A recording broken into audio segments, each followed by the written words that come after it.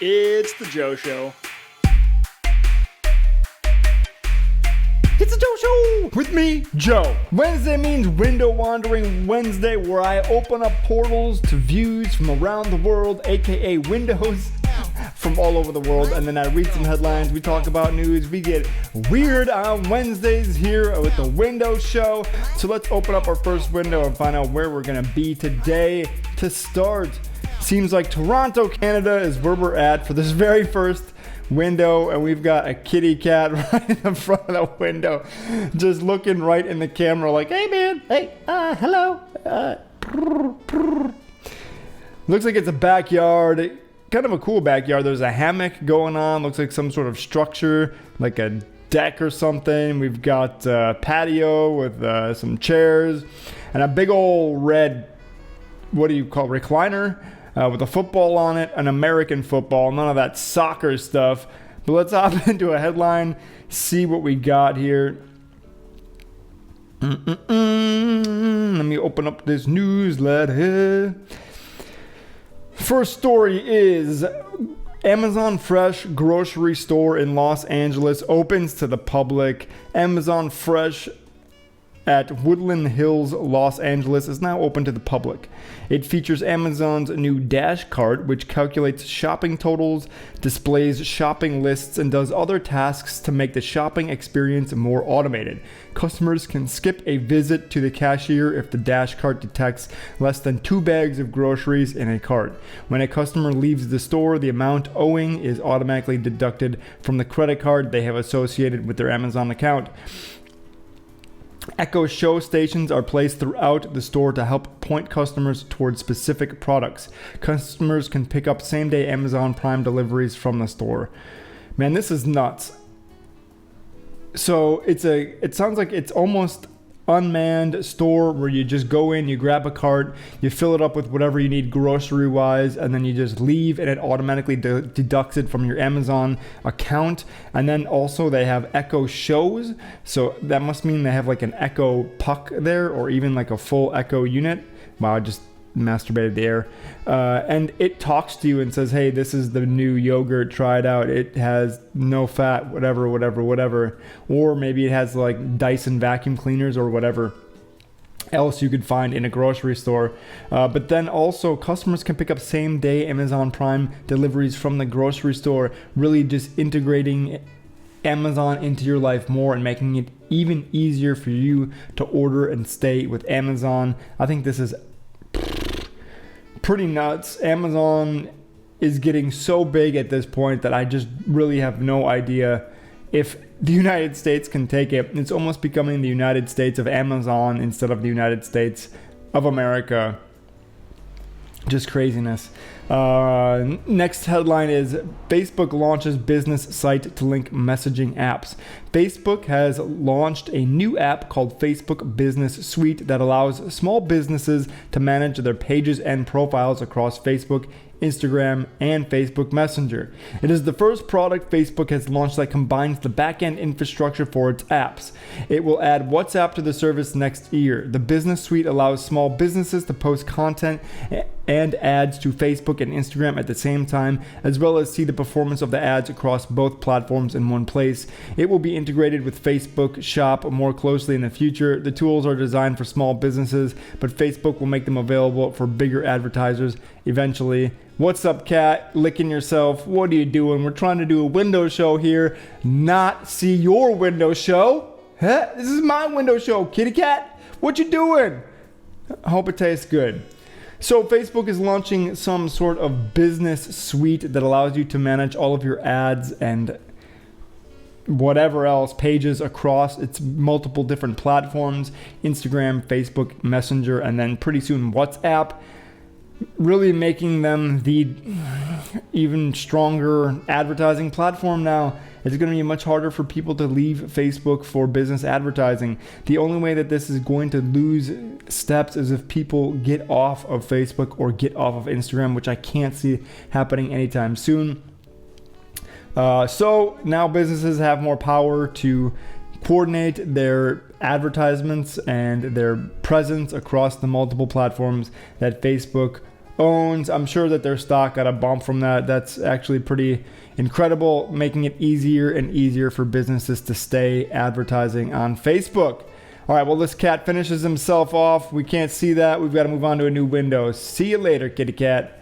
Next up, Whitechapel, East London. We're over here in London, and we can see it's a nice window, though. Bit shaky. Seems like somebody's doing a steady cam. We've got some sort of birthday or Christmas card on the right-hand side. An empty vase. And some, I don't know, are these fake succulents or flowers here? And what are we actually looking at? Is that a library across the street? I'm really not sure. Also looks like there's some staining on the window on the right-hand side. Maybe that is, I don't know what it is. But we do have people walking around outside without masks on. I wonder if this is an old window or if this is just new and people aren't wearing masks in the UK. And that's why their coronaviruses are going up. Regardless, let's see what we got next. It says how to train a machine to see 3D in the dark. Researchers at the Australian National University, that was not Australian, was it? Good day, mate. Researchers at the Australian National University have developed I don't even know what accent that is, but it's not a good Australian one. So, researchers at the Australian National University have developed a method to create perfect holograms in near darkness. Optical holograms are used in ID cards to prevent forgery and real-time imaging of living cells and many other applications. The new method allows holograms to perform the same tasks in low light. Forming optical holograms using extremely low light usually produces grainy results. The technique uses machine learning to restore the missing information from the holograms. This method could make imaging cells easier as many cells are sensitive to light and easily damaged. I'm actually not really sure what I just read. I don't know if I was distracted by the window or what's going on there. But it seems like researchers are using 3D modeling to do some sort of 3D modeling. 3D, I don't even know. I honestly don't even know. Optical holograms are used in ID cards. So that's like on your card when you kind of move it around in the light, it's got the hologram on it. And I think they've trained some sort of machine to see the holograms in low light. I don't know if they're trying to read the holograms or if they're making them, and this technology allows them to make it in an easier manner. I'm really not sure what the hell is going on there, but this window is shaky. We gotta leave East London and go somewhere else. Poland, Lauds. I wonder if it's Lauds, Poland, or Poland, Lauds, and Lauds is a country that I've never heard of. I'm really not sure here. This is Intersoft's windows. This must be a company in Poland called Intersoft, across the street from an Ibis hotel and from a Novtel. That L looks like it was added on ad hoc later. We've also got a Regis, Gazzetta. Don't know what either of these things are. Maybe it's a grocery store. Maybe it's a pizza chain. Who knows? Let's stick here in Poland for a little bit and read the next headline, which says AI and solar energy powered Mayflower sails for ocean exploration. Mayflower, we got a new Christopher Columbus on our hands, and I bet you it's an AI powered or some sort of machine Christopher Columbus. ProMare, a non-profit marine research corporation, and IBM have partnered to launch an AI solar powered ship. Bet you Christopher Columbus is rolling in his grave. He's like, what the? I had to sail 3 months across the sea with dysentery and slaves, and you guys have an automated ship? What is this nonsense? In 2021, the Mayflower autonomous ship MASS will sail on a route similar to its namesake, the Mayflower, who sailed across the Atlantic 400 years ago, bringing with them the Pilgrims and also malaria-laden blankets that we gave to the Indians. I don't know if it was malaria, but whatever it wasn't good. It will collect data from the ocean to help scientists tackle issues such as global warming and marine mammal conservation. The onboard AI can scan the horizon for possible hazards, make informed decisions, and change its course based on live data. The MASS will carry an octopus robot named Artie the octopus. Who can answer questions about the ship, the ocean, or about himself on the MAS website. Wait, so we can we can interact with Artie on the Mayflower website?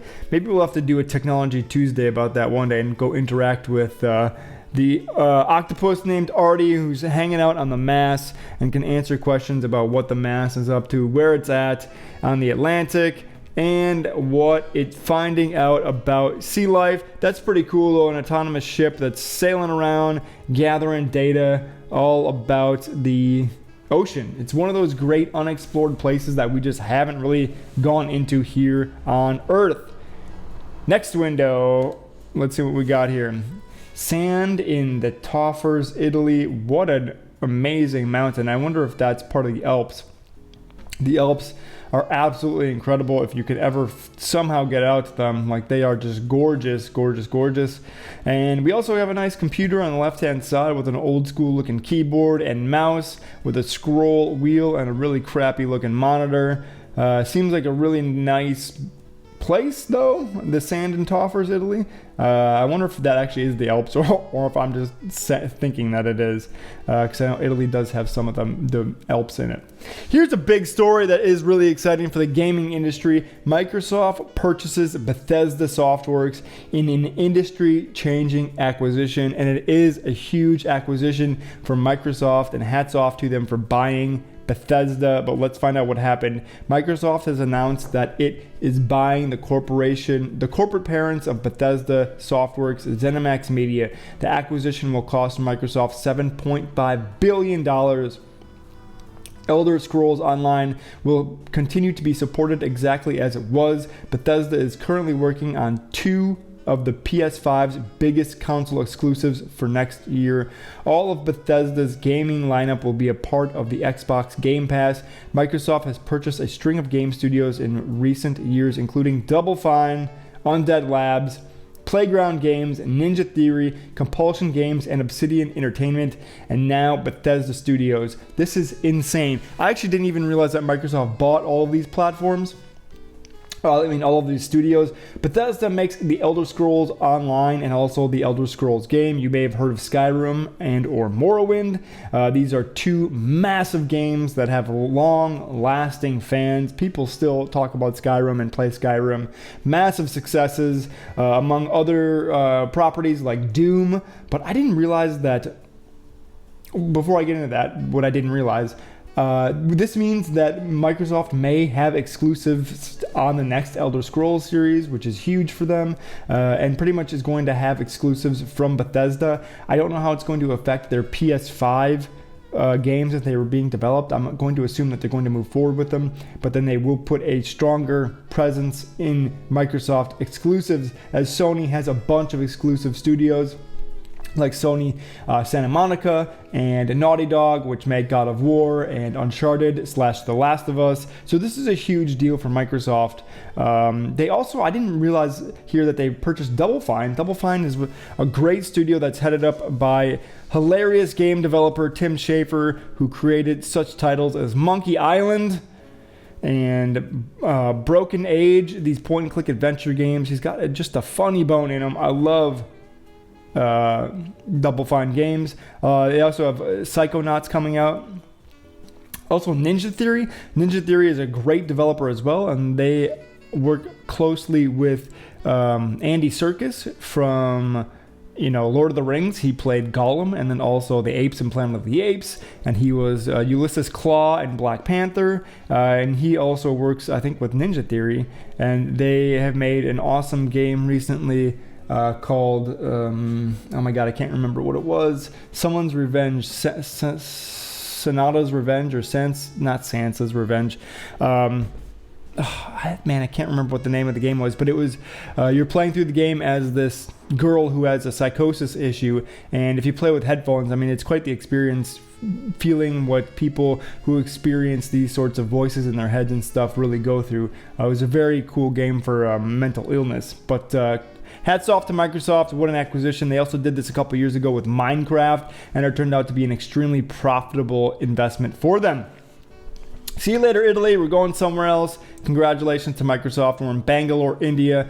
But this really doesn't give us a feel for India, this window here. We see some bushes out in front, and I've been to India before, and this doesn't give me a feeling of India.